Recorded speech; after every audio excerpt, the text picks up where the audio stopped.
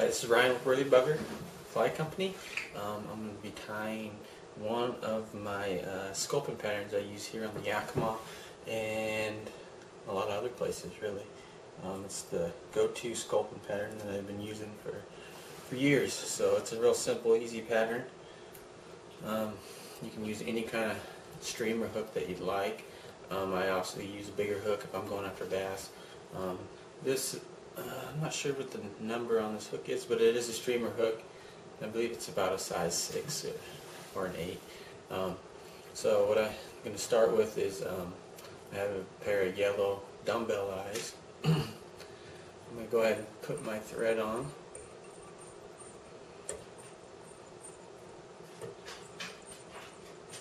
And then I'm going to wrap it back about, I don't know, ½ inch or so. Just enough to get it on there.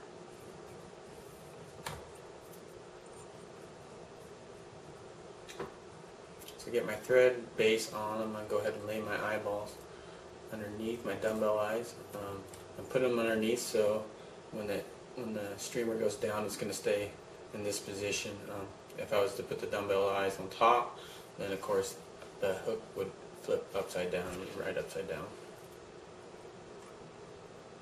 So what I'm doing here is I'm just kind of figure eighting the eyeballs in, trying to get them in position, and I'll go ahead and drop a drop of super glue on those a little bit later to really seal the deal.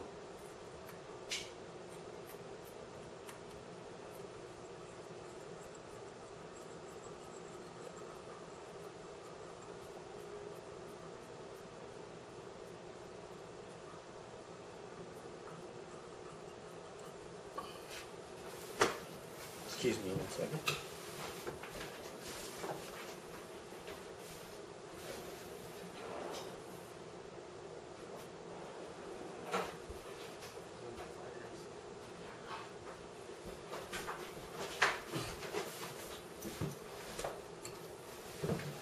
Sorry about that. I had to get my scissors. So once I got my layer of thread going back towards the bend of the hook, I'm going to go ahead and stop right before the bend there. The first thing I want to add is it's like a fish hair material. It's a synthetic material. It's stiff. And what this is going to do, I'm going to use a small amount, but what it's going to do is it's going to create support for my tail coming back. Once it's going to keep my tail up, so it's not hanging down. It's important in this fly to keep the tail in a certain position, which I'll explain a little bit later. So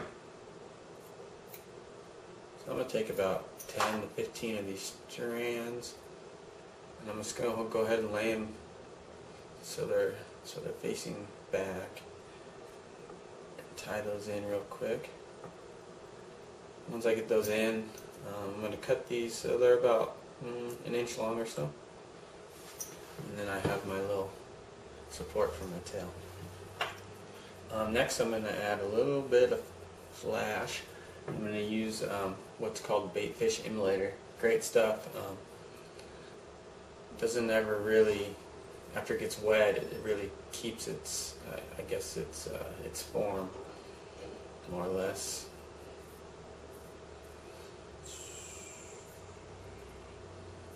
I'm just going to take a little bit of that. We don't want too much.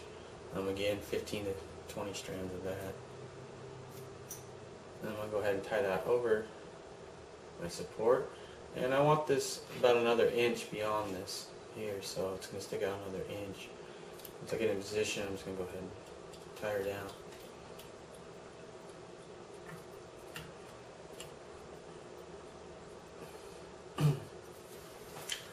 Next, I'm going to take some peacock herl, and you'll notice if you do tie one of these and fish it, you'll notice this tail and everything will swim together real natural like. So I'm just going to take a few of these, 5 or 6 of them, and this is just to get my lighter underbody along with the flash there. And I'm going to go ahead and tie those in evenly with my flash. Cut this excess off.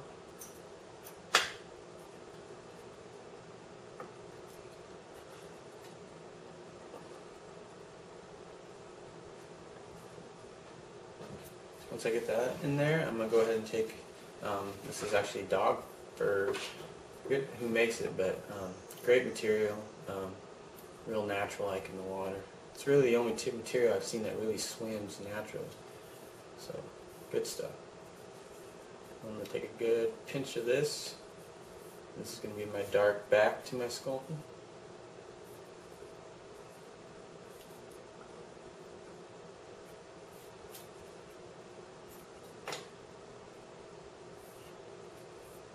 Yeah, I got a fairly good amount. You don't want overkill, but you want it to cover that.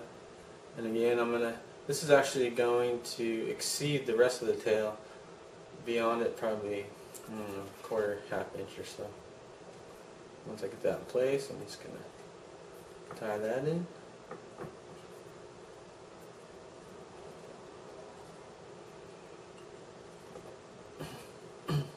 Nope.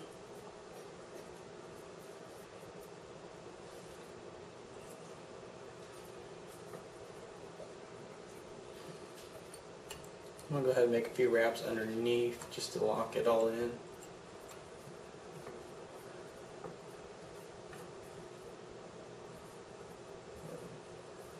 Remove that excess. This looks pretty good. You don't want a lot of material. It's good to keep this real thin back here, which will create more movement. What I'm going to do now is I'm just going to take just a regular piece of grizzly hackle here, and I'm putting dry fly hackle onto a streamer. The reason being is this is real stiff material, which is going to hold up my body, and what that will do will create space behind the body, which will allow this tail to move in and out of that space. So the water is going to come and it's going to hit my head of the streamer, and because I have that hackle, it's going to keep that form, and the water is going to push around the outside of it, causing this tail to move in between it.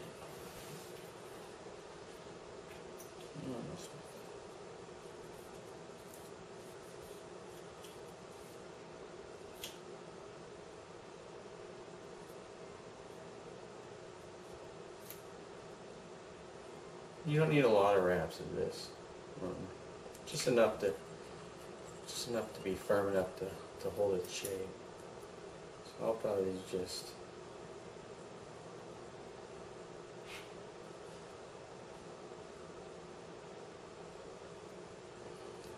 one, two, about 3.5, 4 wraps should do the trick.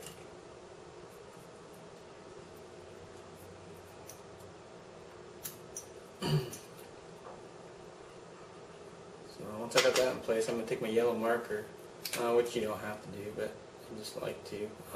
I'm just going to color these grizzly hackles yellow. If you got grizzly hackle that is yellow already, then you can go ahead and just use that. But just trying to keep the color theme going here. Good enough. After I have that, I don't know if you can see that, but there's actually a wall of hackle right there that should help hold up my softer Sculpin hackle. It's a grizzly as well. It's black and white. I'm going to pick about a medium length feather. We don't want it too big and bulky. Rip that off. And I'm going to go ahead and leave some of this real marabou, real fine stuff in there, just to make a few wraps with that at the base. So I'm going to go ahead and cut it right there. Like that. I'm going to tie it in from the butt end first.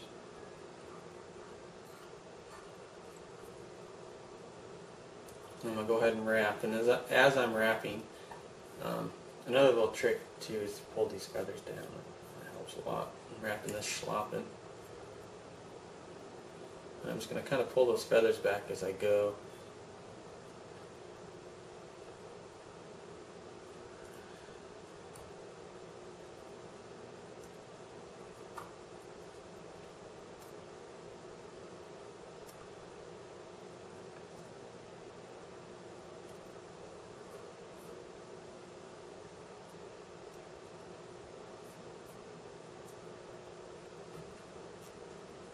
I'm going to get right to about there.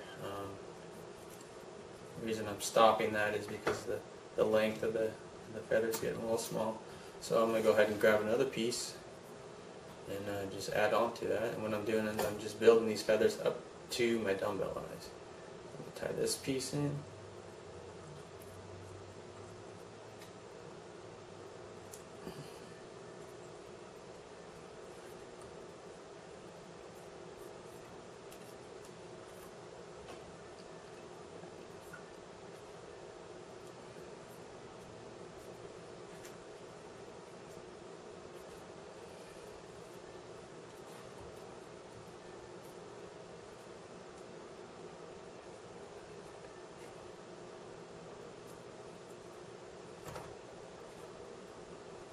Oops.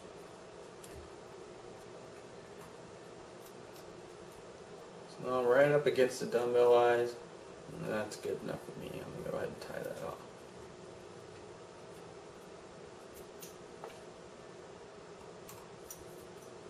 So now what I'm going to do is I'm going to kind of pull these feathers back, this Sculpin back with my fingers, and I'll make some light wraps moving back towards the shank, towards the bend of the hook there. And that should just kind of pull it back a little bit.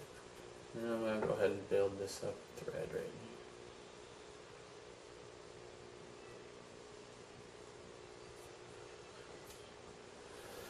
Once I have that, I'm going to add just a little bit of black to it. And I'm just going to do that by looking into my Sculpin and finding maybe a dark feather like so.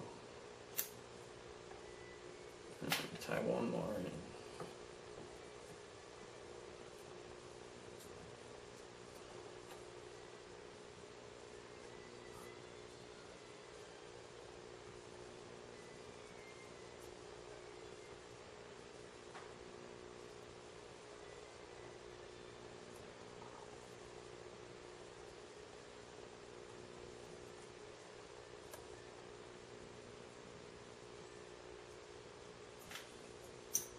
And I know most people think it's February, these fish being pretty lethargic, not moving around a lot, but as soon as our water temperatures hit close to 40, these fish become pretty active. And what else is happening at this time of year is the sculpins are moving around a lot, either in post-spawn, spawning, or pre-spawn.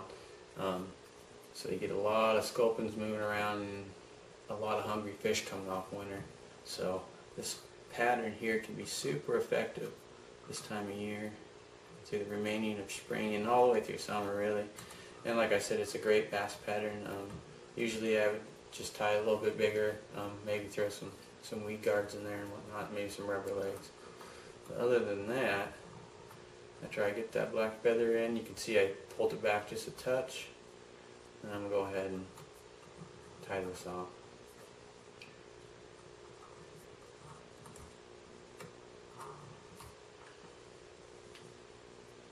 As you can see, it's a pretty simple pattern, and like I said, real effective pattern. And you'll see that dry fly hackle that's in there will really hold that form of that body, and this tail will just be going crazy. Put a little drop of super glue.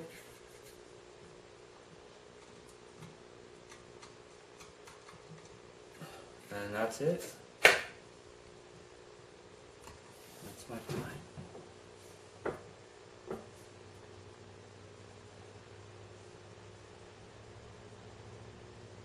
Have fun with it.